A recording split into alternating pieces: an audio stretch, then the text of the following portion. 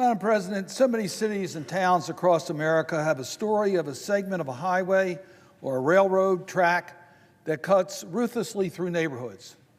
These neighborhoods may not have been affluent, but they supported vibrant, tight-knit, supportive communities with cherished homes, schools, and small businesses. Backed with federal funding, these highways and other massive infrastructure projects tore these neighborhoods apart and left them an enduring legacy of exclusion and diminished opportunity.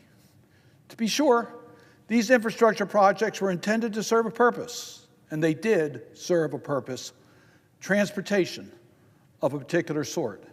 For families that could afford a car and a house in the suburbs, highways were built to whisk people in and out of our urban downtowns, without regard for the people and the communities remaining in those downtowns. In the most benign cases, these projects were designed without care or sensitivity to the people they left behind and excluded. In the worst cases, the outcome of suppression and exclusion of people of color was in fact delivered. It is time to confront our legacy of racism and exclusion in infrastructure development and promote the next generation of infrastructure that heals, unifies, and reconnects. An infrastructure of inclusion, not division. Thankfully, under President Biden's leadership and the direction of Congress, we are doing just that. President Biden has affirmed and reaffirmed his commitment to advancing equity and combating systemic racism through 2 executive orders. The first executive order, which was signed on the first day in his office, said, the federal government should pursue a comprehensive approach to advancing equity for all, including people of color and others who have been historically underserved, marginalized, and adversely affected by the persistent poverty and inequality. Affirmatively advancing equity, civil rights, racial justice, and equal opportunity is the responsibility of the whole of government. The executive order he signed just last month acknowledges that we have so much work to do. It says, members of underserved communities, many of whom have endured generations of discrimination and disinvestment, still confront significant barriers to realizing the full promise of our great nation, and the federal government has a responsibility to remove these barriers. How to remove these barriers? These barriers exist in a metaphoric sense, but sometimes they are concrete, literally. Baltimore City has dealt with the enduring legacy of its own highway to nowhere. This project is on the Franklin-Mulberry corridor in West Baltimore. It was started as a way to get drivers out of the city quickly. Although the city never completed the project, a 1.4-mile stretch of highway contained with a concrete canyon was built and did irreparable harm to the surrounding communities. 971 homes and 61 businesses were destroyed. The project displaced approximately 1,500 people, most of them black. And for decades, the city has lived with this eyesore and barrier to growth, opportunity, and connection. Let me be clear.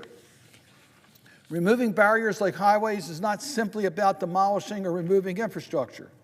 It is about building the kind of infrastructure our cities and communities need, the infrastructure of connectivity and inclusion.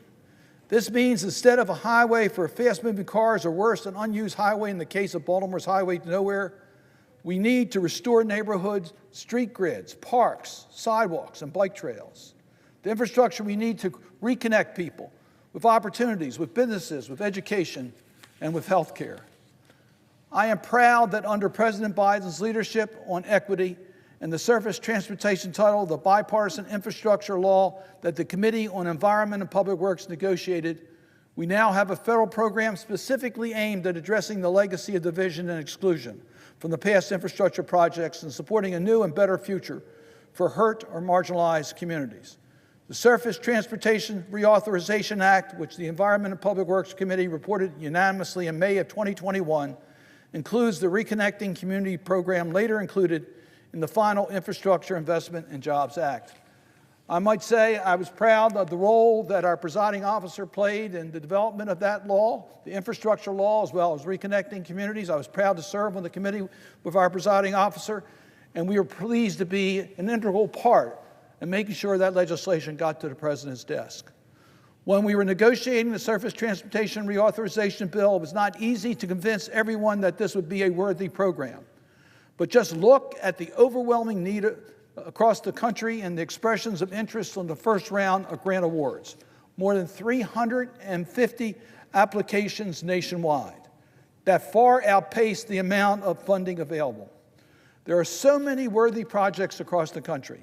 They never receive enough planning and consideration through the federal policy framework that existed prior to President Biden's focus on equity, the bipartisan infrastructure bill, and reconnecting communities.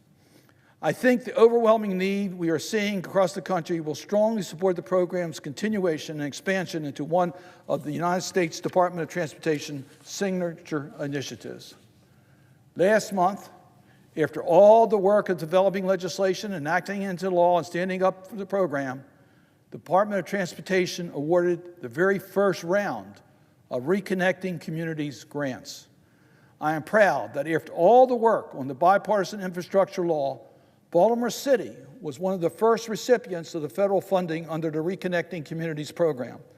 Baltimore will receive $2 million grant for planning, to which the state of Maryland, under Governor Moore, is adding $400,000.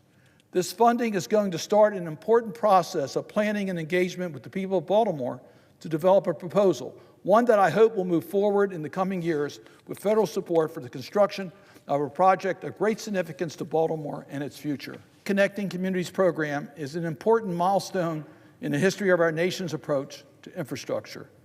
Far too long, our national infrastructure policies contributed to tearing down communities while we built our transportation networks.